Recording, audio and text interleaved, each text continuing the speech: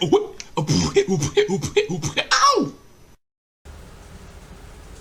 Greetings YouTube, this is DecKrash, better known as Brandon.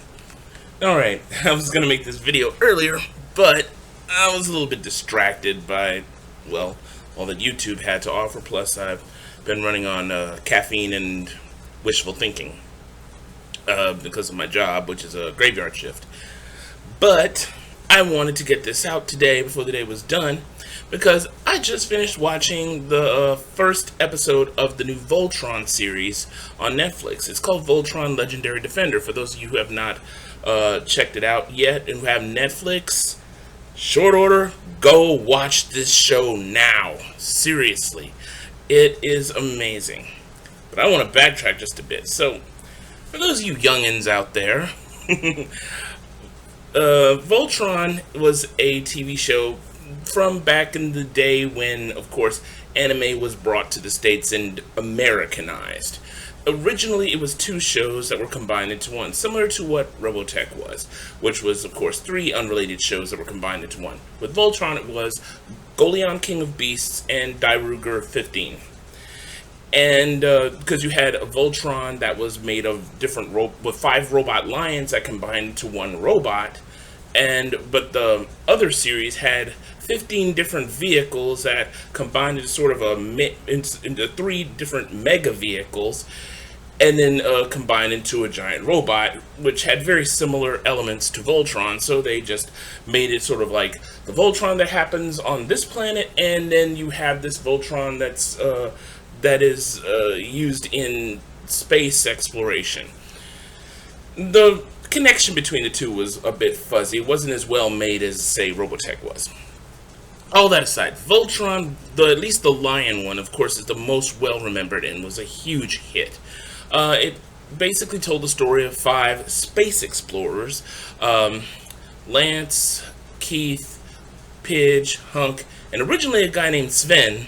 But Sven, later on in the series, kind of earlier on, gets badly injured, and so he has to go back to Earth. And the princess of the planet Eris, Princess Allura, ends up becoming the pilot of one of the lions. Now, originally in the series, you had Keith was the leader of the group. He piloted the black lion, and you had Lance. He piloted the red lion. Hunk piloted the yellow lion. Pidge piloted the green lion, and Princess Allura piloted the blue lion. And together those lions formed Voltron. It was supposed to be a force of good in the universe against the Drool Empire, which was ruled by King Zarkon, who made repeated attempts to try to take over planet Eris, and then because he wanted to get his grubby hands on Voltron and therefore rule the entire universe with the help of his specialized soldiers and gigantic monsters called Robeasts. Every episode was basically a Robeast of the Day episode that Voltron ended up having to fight. And every episode, of course, ended with his big finishing move, Form Blazing Sword. And we would create a sword out of light and basically hack the enemy in 2, and that would be that. So it was fairly formulaic. Admittedly, I loved this show as a kid. I don't know of any kid any child of the 80s who watched this show and, did not love it. And when it came back, on air, when Toonami started back on Cartoon Network in the mid to late 90s, Voltron was one of the shows that it sported along with Thundercats. Now I looked at it again, and I just realized that I didn't like it as much as I had, only because I realized the plot was just so formulaic. And don't get me wrong, I still have nostalgic feelings about it. It was really cool. I mean, the intro and the music for the show was really amazing. They had Peter Cullen's announcing voice in the background. From days of long ago, from uncharted regions of the universe comes the legend of Voltron, defender of the universe, a mighty robot, loved by good, feared by evil. Yeah, I can actually do the whole intro by heart. I heard it so many times growing up. I mean, some of my fondest memories as a kid is, heading back home from school, getting a snack, plop myself in front of the TV, and watching Voltron. It was a weekday afternoon cartoon. Back then, what you had was you had Saturday morning cartoons. That is only recently kind of died out. But you also had weekday afternoon cartoons, which, you come home from school to watch. I mean, you still have such a thing because you have channels like Nickelodeon and all that, and that's a totally different tale for a different time. Now, as I was saying, so, some of my fondest memories of coming home from school, watching Voltron. And as time passed after Voltron ended, there were other efforts to recreate the series. There was one effort in the 90s that they used CG. It was a company called Netter Digital, as a matter of fact, that did the visual effects for the secondary Voltron series. But it didn't catch on as well, although it was actually fairly interesting. If you ever get your hands on that series, you'll see that the animation's a little hokey, but then again, for a show with computer animation that was still relatively in its infancy when being used for big TV shows. I mean, this is when production companies were starting to get enough confidence in computer graphics to start making a show.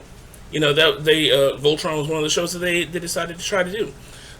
There were several other series that Netter Digital did, and unfortunately, I think the company's now defunct. That what they relied on was really strong stories, and for the lack of sophistication of the CG, they did a great job with the stories and kept me interested at least throughout the majority of the first season. It was after a point where they dismantled the lions and then remade them as stealth Voltron that I kind of went, okay, this is silly.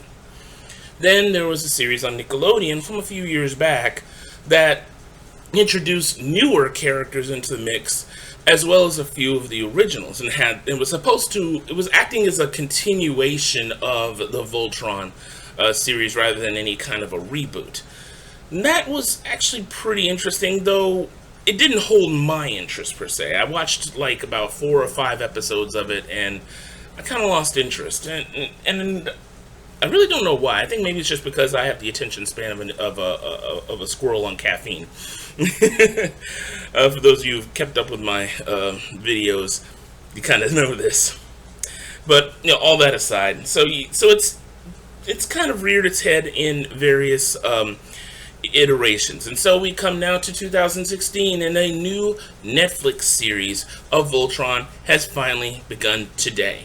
The entire series, I think it's 11 episodes for this season, has been put out for everyone to see. And I finished watching at least the first episode because I wanted to give my thoughts on the series thus far. This is going to be as spoiler-free as possible. I may touch on some minor things, but I'm not going to go into hefty detail about what goes on. I definitely want everyone to go and watch it. And I'm not going to be doing a review of each episode like I would do for normal running sci-fi shows, a few of which I really had intended to do. That's a totally different thing. However, I will probably, after finish watching the series, will do a retrospective video. It may not be as long as this one, but I will give my thoughts out on what I thought about the whole season after I finish watching it. So, here's my thoughts in a nutshell of the first episode of Voltron. Now, for those of you who are animation connoisseurs, you will immediately notice the style of animation and art in this story. It is done by the same people who did Avatar: The Last Airbender and Avatar: The Legend of Korra. The artwork is absolutely the same. As the characterization, they follow a lot of the tropes of characterization that those series did. So you have a lot of slightly manic overacting in some respects. And now you'd think that it would be bad, but for the most part, it's actually kind of fun. Now, the character archetypes in this one are actually relatively similar to the first original series. Now, with a few exceptions. You have Keith, but Keith is no longer the leader of the group, at least not yet. I'll get to that in a moment. Though he is he has leadership qualities. He can be clear, level-headed, but he can get pretty hot-headed, especially when dealing with Lance. He and Lance love to butt heads, but even in the original series, he and Lance did often butt heads because Lance was the sort of black sheep of the group. He's the one who wanted to do his own thing. Well, in this one, Lance isn't exactly like that, though he still has that cocky attitude that he had in the original, and he has that sort of ladies' man in his own mind issue. He popped up some serious one-liners, and others are just made me go, Lance, stop! Because he just knew he was just about to stick his foot, ankle, shin, and half his thigh into his mouth when he says something. There's this one particular part, as a matter of fact, when he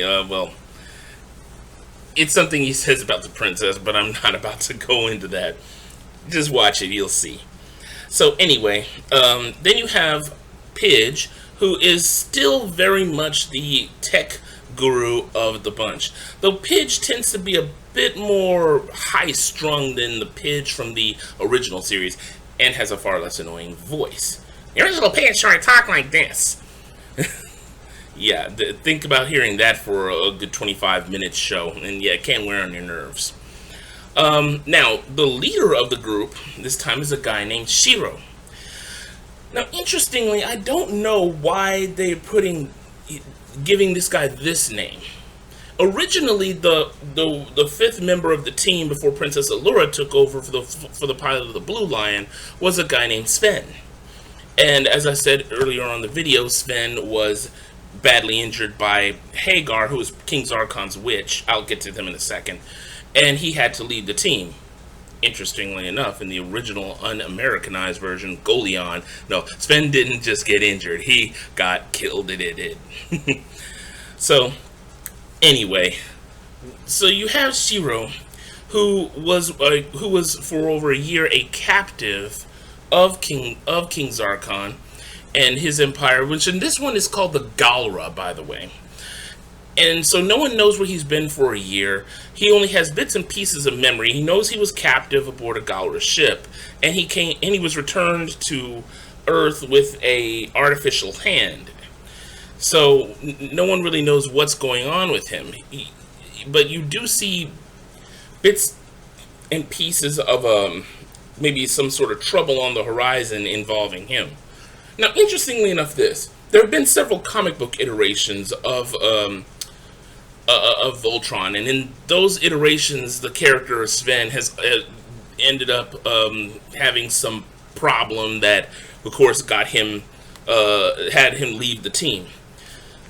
So what you're seeing on the horizon with this one, I don't know. I don't know if he's going to follow the same storyline or something similar that Sven had, both in the original series and in the comic book series.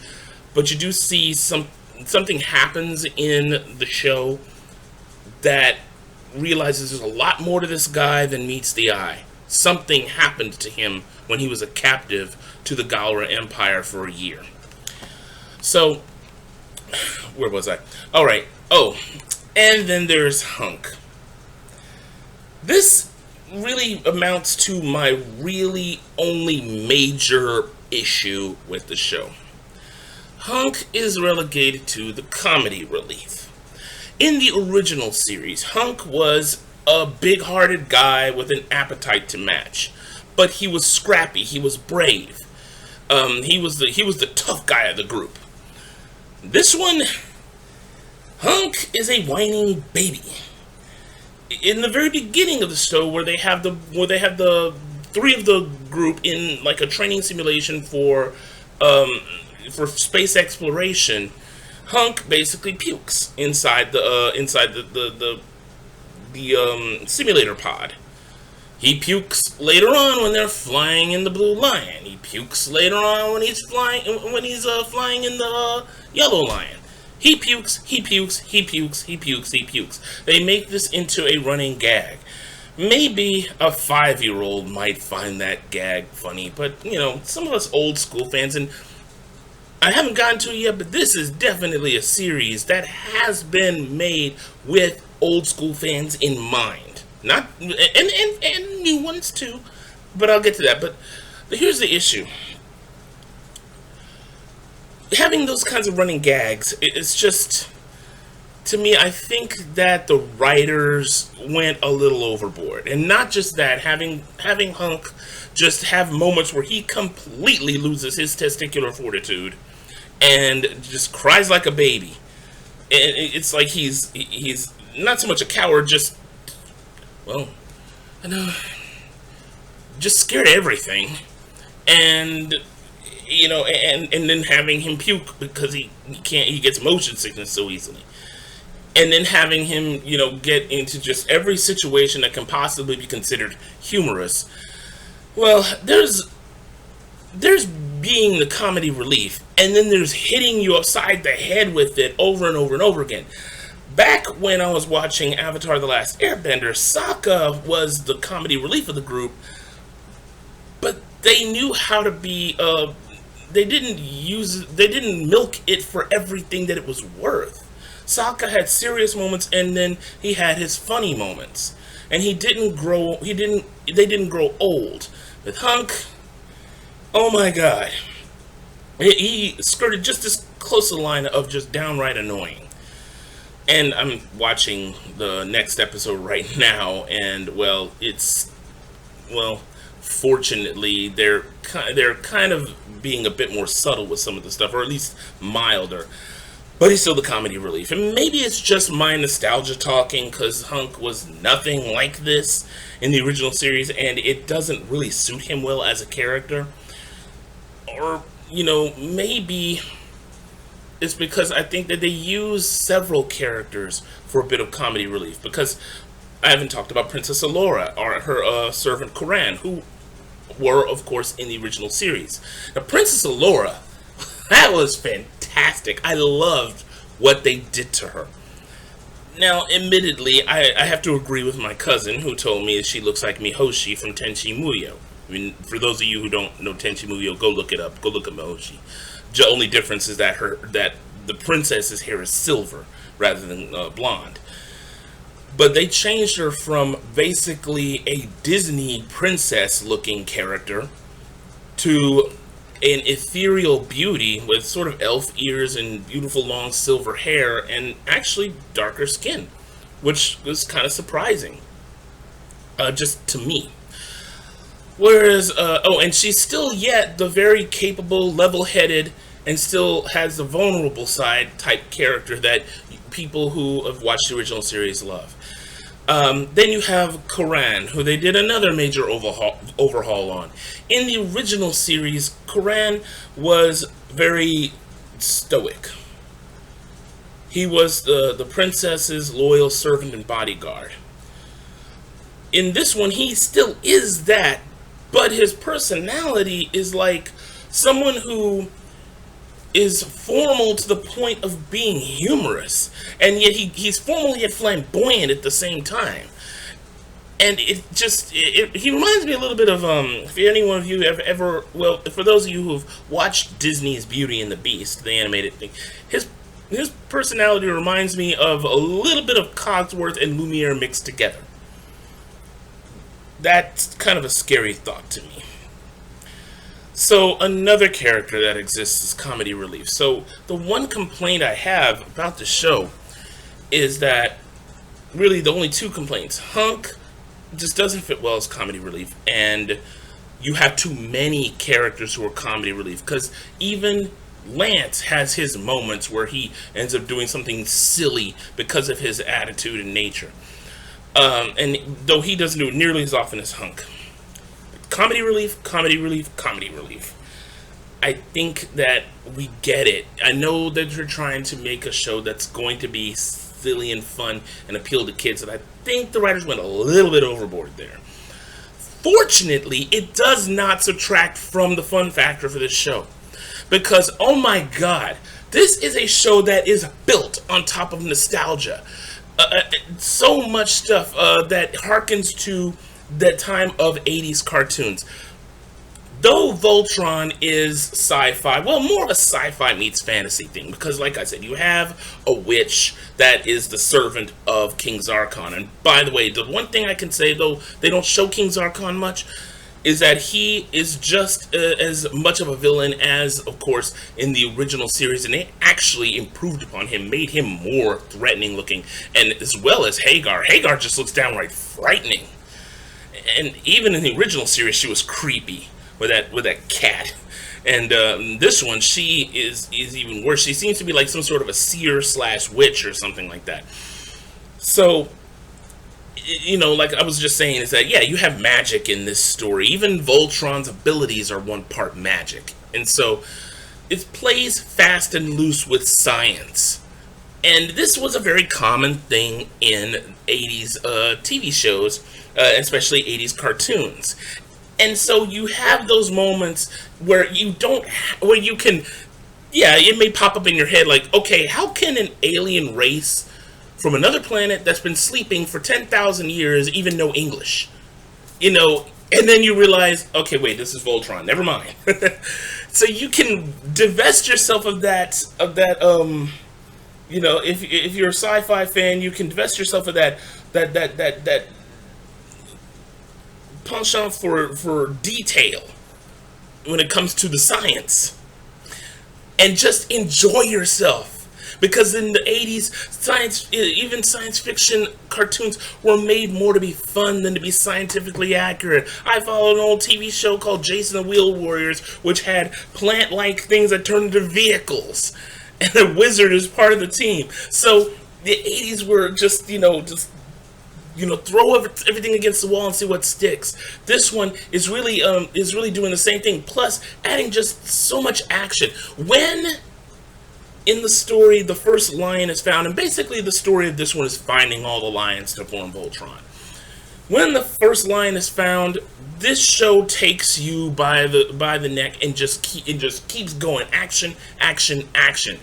You have a few small moments for you to breathe, thankfully, but that's part of the fun, because it doesn't let go. You keep on what's going to happen next. Everything's happening. They have to go to this planet and find this lion. They have to go to this planet and find this lion. They have to find the black lion. They have to form Voltron. The planet Eris is doomed. And it's so much fun. I want to put this. Science light, loads of fun, and there is one thing I am forgetting. Oh yeah, and of course, just some of the visual, the art, and everything like this is so cool. I mean, this just adds to the fun factor, because they have a planet of basically, they look like Pokemon. You cannot look at some of those creatures on that planet and think Pikachu. You'll understand when you see it. They have the mice that Princess Allura was friends with. In the original series, Princess Allura was always entertained by mice when she was a child. She had these pet mice that they were like extremely smart mice, and kind of similar to the way that Cinderella had her mice friends. And in this series, they have these mice that have become friends with Princess Allura. So it's really they put so much stuff in, with the nostalgia, with the with the characters and just forming Voltron. Even in the original series, when the moment they formed Voltron, it's that spectacular moment, and they made it just as spectacular in this. The only thing I wish that they had done was kept the original, or done a rendition of the original theme song, which is just very, very memorable. I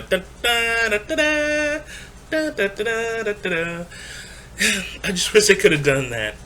Let me see, and that goes back to what I'm saying. The lions themselves are a sight to behold when they fight. Now, the lions, you can tell, are done with a combination of cell animation, CG, which is mixes in very, very well with the story. Gone are the days, of course, when CG was still in its infancy and they were trying to put CG into animated shows, and you could tell there was just this glaring difference. No, this one mixes in extremely well, and the lions move like amazing.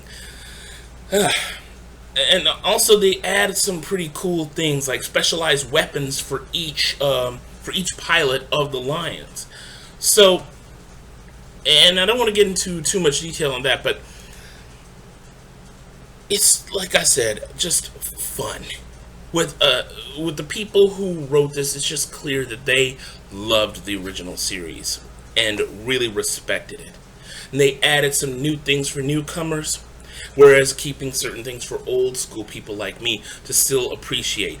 So regardless of some of the characterization hiccups, overall the series is, at least the first episode, it's really gotten me hyped to watch the rest of this. It looks spectacular. So my verdict, 9.5 out of 10. I do not use that kind of verdict lightly. The only thing that took it down a peg was just the fact that there was too much comedy relief, and that, well, as I said, Hunk was just kind of out of character for how I felt he should be. But then again, like I said, that's just my inner fanboy talking. That's just my inner kid talking, really. So I have to give this show my highest recommendation. Go check it out now. If you have Netflix, you owe it to yourself to watch this. Big nostalgia bomb that just plain blows you away. And that's all I have to say about that, everybody. So did you watch it? What did you think? Leave some answers down below. Comment, rate, subscribe. As always, keep it civil. I will form blazing sword on anyone who is a troll. So once again, everyone, thank you for watching. And again, as always, this is DecKrash, better known as Brandon. Stay lucky and stay blessed. Take care.